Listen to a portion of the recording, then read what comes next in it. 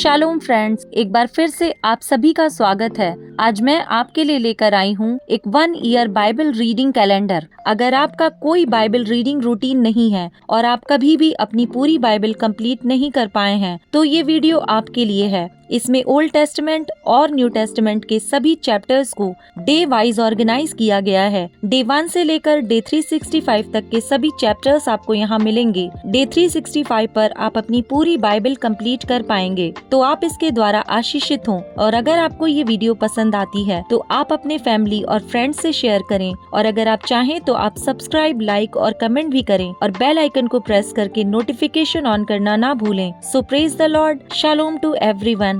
Let's get started. Day 108, chapter number 25, शमूएल की मृत्यु। शमूएल की मृत्यु हो गई और समस्त इजरायलियों ने इकट्ठे होकर उसके लिए छाती पीटी और उसके घर ही में जो रामा में था उसको मिट्टी दी। तब दाऊद उठकर पारान जंगल को चला गया। दाऊद और अबीगैल। माओन में एक पुरुष रहता था जिसका व्यापार करमेल में था, और वह पुरुष बहुत धनी था, और उसकी 3000 भेड़ें और 1000 बकरियां थीं, और वह अपनी भेड़ों का ऊन कतर रहा था। उस पुरुष का नाम नाबाल और उसकी पत्नी का नाम अबीगैल था। स्त्री तो बुद्धिमान और रूपवती थी, परंतु पुरुष कठोर और बुरे बुरे काम करने वाला था। वह कालेब वंशी था। जब दाऊद ने जंगल में समाचार पाया कि नाबाल अपनी भेड़ों का ऊन कतर रहा है, तब दाऊद ने 10 जवानों को वहां भेज दिया। और दाऊद ने उन जवानों से कहा, करमेल में नाबाल के पास जाकर मेरी ओर से उसका कुशल क्षेम पूछो, और उससे यों कहो, तू चिरंजीव रहे, तेरा कल्याण हो और तेरा घराना कल्याण से रहे, और जो कुछ तेरा है वह कल्याण से रहे। मैंने सुना है कि जो तू ऊन कतर रहा है, तेरे चरवाहे हम लोगों के पास रहे, और ना तो हमने उनकी कुछ हानि की और ना उनका कुछ खोया। अपने जवानों से यह बात पूछ ले और वे तुझको बताएंगे। अतः इन जवानों पर तेरे अनुग्रह की दृष्टि हो। हम तो आनंद के समय में आए हैं, इसलिए जो कुछ तेरे हाथ लगे वह अपने दासों और अपने बेटे दाऊद को दे। दाऊद के जवान जाकर ऐसी बातें उसके नाम से नाबाल को सुनाकर चुप रहे। नाबाल ने दाऊद के जनों को उत्तर देकर उनसे कहा, दाऊद कौन है? यिशै का पुत्र कौन है? आजकल बहुत से दास अपने अपने स्वामी के पास से भाग जाते हैं। क्या मैं अपनी रोटी पानी और जो पशु मैंने अपने कतरने वालों के लिए मारे हैं लेकर ऐसे लोगों को दे दूं जिनको मैं नहीं जानता कि कहाँ के हैं? तब दाऊद के जवानों ने लौटकर अपना मार्ग लिया और लौटकर उसको ये सब बातें ज्यों की त्यों सुना दी। तब दाऊद ने अपने जनों से कहा, अपनी अपनी तलवार बांध लो। तब उन्होंने अपनी अपनी तलवार बांध ली, और दाऊद ने भी अपनी तलवार बांध ली। और कोई 400 पुरुष दाऊद के पीछे पीछे चले और 200 सामान के पास रह गए। परंतु एक सेवक ने नाबाल की पत्नी अबीगैल को बताया, दाऊद ने जंगल से हमारे स्वामी को आशीर्वाद देने के लिए दूत भेजे थे, और उसने उन्हें ललकार दिया, परंतु वे मनुष्य हमसे बहुत अच्छा बर्ताव रखते थे, और जब तक हम मैदान में रहते हुए उनके पास आया जाया करते थे, तब तक ना तो हमारी कुछ हानि हुई और ना हमारा कुछ खोया। जब तक हम उनके साथ भेड़ बकरियां चराते रहे, तब तक वे रात दिन हमारी आड़ बने रहे। इसलिए अब सोच विचार कर कि क्या करना चाहिए, क्योंकि उन्होंने हमारे स्वामी की और उसके समस्त घराने की हानि करना ठान लिया होगा। वह तो ऐसा दुष्ट है कि उससे कोई बोल भी नहीं सकता। तब अबीगैल ने फुर्ती से 200 रोटी और 2 कुप्पी दाख मधु और 5 भेड़ों का मांस और 5 सआ भुना हुआ अनाज और 100 गुच्छे किशमिश और अंजीरों की 200 टिकिया लेकर गधों पर लदवाई। और उसने अपने जवानों से कहा, तुम मेरे आगे आगे चलो, मैं तुम्हारे पीछे पीछे आती हूँ। परंतु उसने अपने पति नाबाल से कुछ न कहा। वह गधे पर चढ़ी हुई पहाड़ की आड़ में उतरती जाती थी, और दाऊद अपने जनों समेत उसके सामने उतरा आता था, और वह उनको मिली। दाऊद ने तो सोचा था, मैंने जो जंगल में उसके सब माल की ऐसी रक्षा की कि उसका कुछ भी ना खोया, यह निस्संदेह व्यर्थ हुआ, क्योंकि उसने भलाई के बदले मुझसे बुराई ही की है। यदि सवेरे उजियाला होने तक उस जन के समस्त लोगों में से एक लड़के को भी मैं जीवित छोड़ूं, तो परमेश्वर मेरे सब शत्रुओं से ऐसा ही वरन इससे भी अधिक करे। दाऊद को देख अबीगैल फुर्ती करके गधे पर से उतर पड़ी और दाऊद के सम्मुख मुंह के बल भूमि पर गिरकर दंडवत की। फिर वह उसके पांव पर गिर के कहने लगी, हे मेरे प्रभु, यह अपराध मेरे ही सिर पर हो। तेरी दासी तुझसे कुछ कहना चाहती है और तू अपनी दासी की बातों को सुन ले।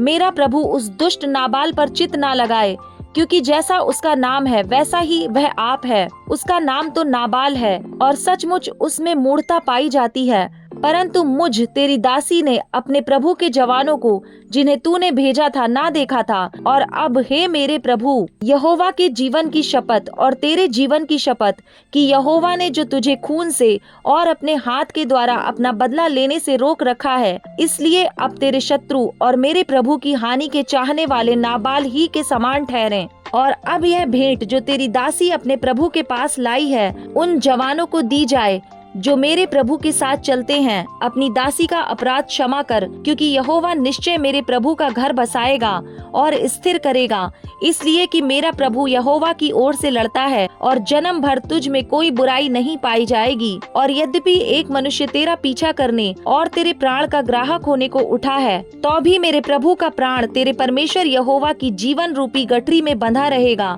और तेरे शत्रुओं के प्राण को वह मानो गोफन में रखकर फेंक देगा। इसलिए जब यहोवा मेरे प्रभु के लिए यह समस्त भलाई करेगा जो उसने तेरे विषय में कही है, और तुझे इज़राइल पर प्रधान करके ठहराएगा, तब तुझे इस कारण पछताना ना होगा या मेरे प्रभु का हृदय पीड़ित ना होगा कि तूने अकारण खून किया और मेरे प्रभु ने अपना बदला आप लिया है। फिर जब यहोवा मेरे प्रभु से भलाई करे, तब अपनी दासी को स्मरण करना। दाऊद ने अबीगैल से कहा, इज़राइल का परमेश्वर यहोवा धन्य है, जिसने आज के दिन मुझसे भेंट करने के लिए तुझे भेजा है। और तेरा विवेक धन्य है और तू आप भी धन्य है कि तूने मुझे आज के दिन खून करने और अपना बदला आप लेने से रोक लिया है, क्योंकि सचमुच इज़राइल का परमेश्वर यहोवा, जिसने मुझे तेरी हानि करने से रोका है, उसके जीवन की शपथ, यदि तू फुर्ती करके मुझसे भेंट करने को ना आती, तो निसंदेह सवेरे उजियाला होने तक नाबाल का कोई लड़का भी न बचता।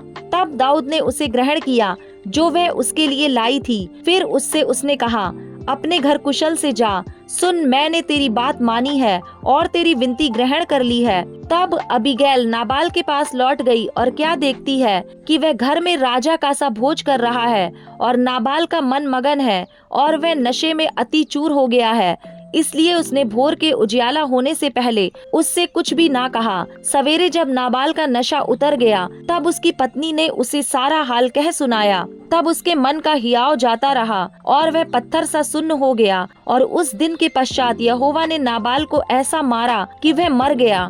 नाबाल के मरने का हाल सुनकर दाऊद ने कहा, धन्य है यहोवा, जिसने नाबाल के साथ मेरी नाम धराई का मुकदमा लड़कर अपने दास को बुराई से रोक रखा, और यहोवा ने नाबाल की बुराई को उसी के सिर पर लाद दिया है। तब दाऊद ने लोगों को अबीगैल के पास इसलिए भेजा कि वे उससे उसकी पत्नी होने की बातचीत करे। जब दाऊद के सेवक करमेल को अबीगैल के पास पहुँचे, तब उससे कहने लगे, दाऊद ने हमें तेरे पास इसलिए भेजा है कि तू उसकी पत्नी बने। तब वह उठी और मुंह के बल भूमि पर गिर दंडवत करके कहा, तेरी दासी अपने प्रभु के सेवकों के चरण धोने के लिए दासी बने। तब अबीगैल फुर्ती से उठी और गधे पर चढ़ी और उसकी 5 सहेलियां उसके पीछे पीछे हो लीं, और वह दाऊद के दूतों के पीछे पीछे आई और उसकी पत्नी हो गई। दाऊद ने यिज्रेल नगर की अहीनोअम से भी विवाह कर लिया और वे दोनों उसकी पत्नियां हुईं।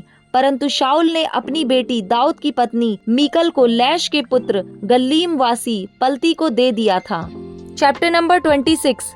दाऊद का शाऊल के प्राण पुनः छोड़ना। फिर जीपी लोग गिबा में शाऊल के पास जाकर कहने लगे, क्या दाऊद उस हकीला नामक पहाड़ी पर जो यशीमोन के सामने है छिपा नहीं रहता? तब शाऊल उठकर इज़राइल के 3000 छाटे हुए योद्धा संग लिए हुए गया कि दाऊद को जीप के जंगल में खोजे। और शाऊल ने अपनी छावनी मार्ग के पास हकीला नामक पहाड़ी पर जो यशीमोन के सामने है डाली। परंतु दाऊद जंगल में रहा और उसने जान लिया कि शाऊल मेरा पीछा करने को जंगल में आया है। तब दाऊद ने भेदियों को भेजकर निश्चय कर लिया कि शाऊल सचमुच आ गया है। तब दाऊद उठकर उस स्थान पर गया जहाँ शाऊल पड़ा था, और दाऊद ने उस स्थान को देखा जहाँ शाऊल अपने सेनापति नेर के पुत्र एबनेर समेत पड़ा था। शाऊल तो गाड़ियों की आड़ में पड़ा था और उसके लोग उसके चारों ओर डेरे डाले हुए थे। तब दाऊद ने हित्ती अहीमेलेक और सरूयाह के पुत्र योआब के भाई अबीशै से कहा, मेरे साथ उस छावनी में शाऊल के पास कौन चलेगा? अबीशै ने कहा, तेरे साथ मैं चलूंगा। अतः दाऊद और अबीशै रातों रात उन लोगों के पास गए और क्या देखते हैं कि शाऊल गाड़ियों की आड़ में पड़ा सो रहा है और उसका भाला उसके सिरहाने भूमि में गड़ा है और अब्नेर और योद्धा लोग उसके चारों ओर पड़े हुए हैं। तब अबीशै ने दाऊद से कहा, परमेश्वर ने आज तेरे शत्रु को तेरे हाथ में कर दिया है, इसलिए अब मैं उसको एक बार ऐसा मारूं कि भाला उसे भेदता हुआ भूमि में धंस जाए और मुझको उसे दूसरी बार मारना ना पड़ेगा। दाऊद ने अबीशै से कहा, उसे नष्ट ना कर, क्योंकि यहोवा के अभिषिक्त पर हाथ चलाकर कौन निर्दोष ठहर सकता है। फिर दाऊद ने कहा, यहोवा के जीवन की शपथ, यहोवा ही उसको मारेगा, या वह अपनी मृत्यु से मरेगा या वह लड़ाई में जाकर मर जाएगा। यहोवा ना करे कि मैं अपना हाथ यहोवा के अभिषिक्त पर उठाऊं। अब उसके सिरहाने से भाला और पानी की सुराही उठा ले और हम यहाँ से चले जाएं। तब दाऊद ने भाले और पानी की सुराही को शाऊल के सिरहाने से उठा लिया और वे चले गए। किसी ने इसे ना देखा और ना जाना और ना कोई जागा, क्योंकि वे सब इस कारण सोए हुए थे कि यहोवा की ओर से उनमें भारी नींद समा गई थी। तब दाऊद दूसरी ओर जाकर दूर के पहाड़ की चोटी पर खड़ा हुआ और दोनों के बीच बड़ा अंतर था। और दाऊद ने उन लोगों को और नेर के पुत्र अब्नेर को पुकार के कहा, हे अब्नेर, क्या तू नहीं सुनता? अब्नेर ने उत्तर देकर कहा, तू कौन है जो राजा को पुकारता है? दाऊद ने अब्नेर से कहा, क्या तू पुरुष नहीं है? इज़राइल में तेरे तुल्य कौन है? तूने अपने स्वामी राजा की चौकसी क्यों नहीं की? एक जन तो तेरे स्वामी राजा को नष्ट करने घुसा था। जो काम तूने किया है वह अच्छा नहीं। यहोवा के जीवन की शपथ, तुम लोग मारे जाने के योग्य हो, क्योंकि तुमने अपने स्वामी यहोवा के अभिषिक्त की चौकसी नहीं की।